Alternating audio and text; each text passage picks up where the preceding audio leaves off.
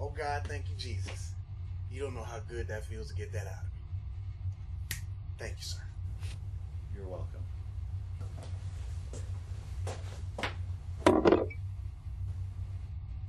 Out with the old and in with the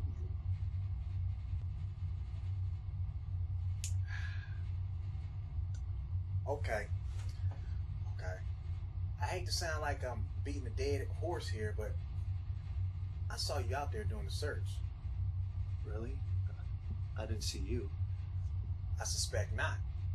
But I saw you. Amongst the sea of soccer moms, I saw you. At first, you just seemed like another one of the few young guys in the crowd.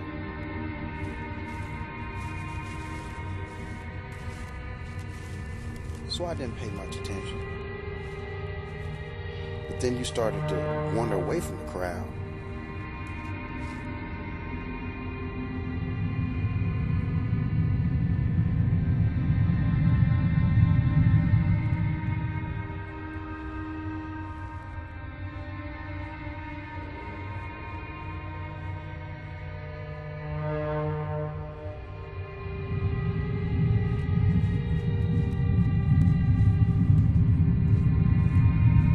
Like you were drawn to this spot.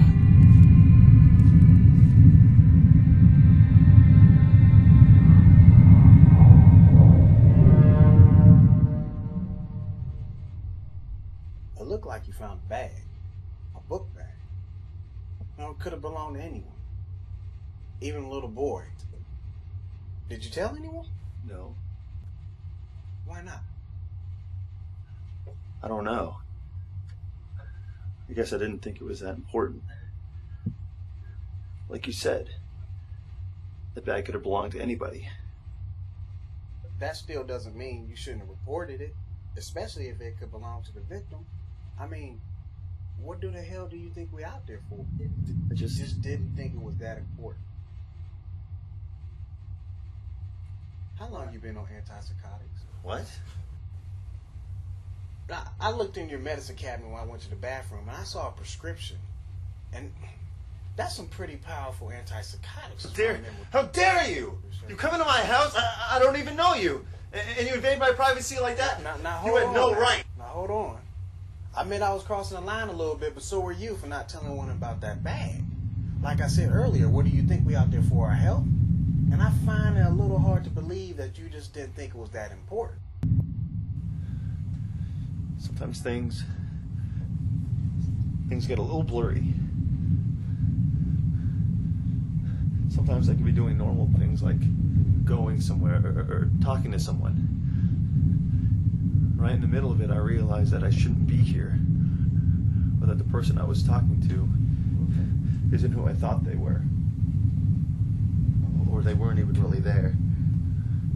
Those pills, they help keep me focused. This morning I forgot to take my pills, and for all I know, there wasn't a bag. But you say there was one. I don't know. All I know is that it wasn't important to me at the time. And if it was, I'm sorry, okay? Did you tell anyone I found this bag? I didn't tell anyone. What? Why? Because I wanted to tell you first. That doesn't make sense. Really? Maybe if you take a few more of your pills, they all start to make sense. For all I know, you could have put that bag there, and I could have stumbled across it. And you followed me because you're on your way to retrieve it. Why would I wait this long to retrieve it with half of the county in that area looking for it? Maybe you forgot it was there. Maybe when you heard the searchers moving in that part of the woods, it clicked. Why else would you have followed me here? Why else would you be here instead of the authorities? Maybe I did go to the authorities. Stop doing that. Stop second-guessing me. I'm not stupid. If you went to the cops, they'd be here and I'd be in cuffs in the back of a cruiser.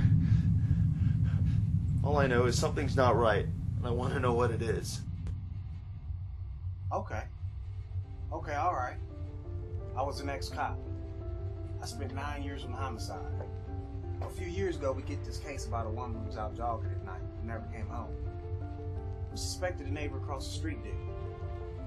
He's very much like yourself. Never married, loner, no kids. Now, the husband complained that the guy's been staring at his wife from his bedroom window for months. And she told him that the neighbor drove past and stopped near while she jogged. Now, the husband said he didn't call the police because he basically went over there and told the guy off. So we go over there with a warrant, tear the guy's place apart. We find a few pictures of the guy's wife that, the suspect, he admitted to taking it.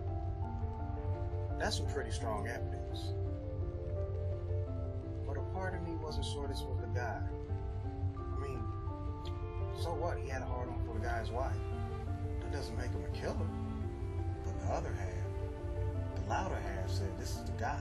I'm gonna lock this case up right now. That combined with the pressure from the higher up to move on, and the fact that I had enough to get a conviction, they make the arrest. So the case goes to trial, and before you can blink your eye, the guy's in jail. 3 years go by. The husband, he gets pulled over for a DUI. And right up under his seat, we find a headband with traces of blood and the victim's hair on it. So we search the husband's house. We find a tire iron in the back of the shed covered with cobwebs, with traces of blood all on it, along with the husband's fingerprints. It was so sloppy. Of course, the guy we booked, we had to let him out. I just met with him once after that. He said he didn't blame me, I was just doing my job, but I just couldn't stop blaming myself. I mean, if I would have made certain, if I would just took that little bit of more extra time just to make sure. Now I look at this situation, and I can't help but to think, am I sure this is the guy? But of course, that could all be bullshit. Can you prove it? I couldn't tell you nothing right now. No, I could tell you. My badge number, 1127 Shea Richardson, 5th District. But that could be all a set of random numbers with a fake name. Call someone. My phone's in my car. It's parked about 10 blocks from here. I don't have a phone. That's right. Because of your condition. You see, I guess getting a phone call when you're not in your right state of mind wouldn't go over so well. Hell, for all you know, I could be just in your head. Some voice trying to get you atone for something terrible you just did. Or you could be here to kill me. True. But the funny thing about this whole conversation is, I've been basically standing here accusing you of murder, and you never asked me to leave. Why is that? You didn't think it was important? Why don't you leave? Because I haven't finished my glass of water yet.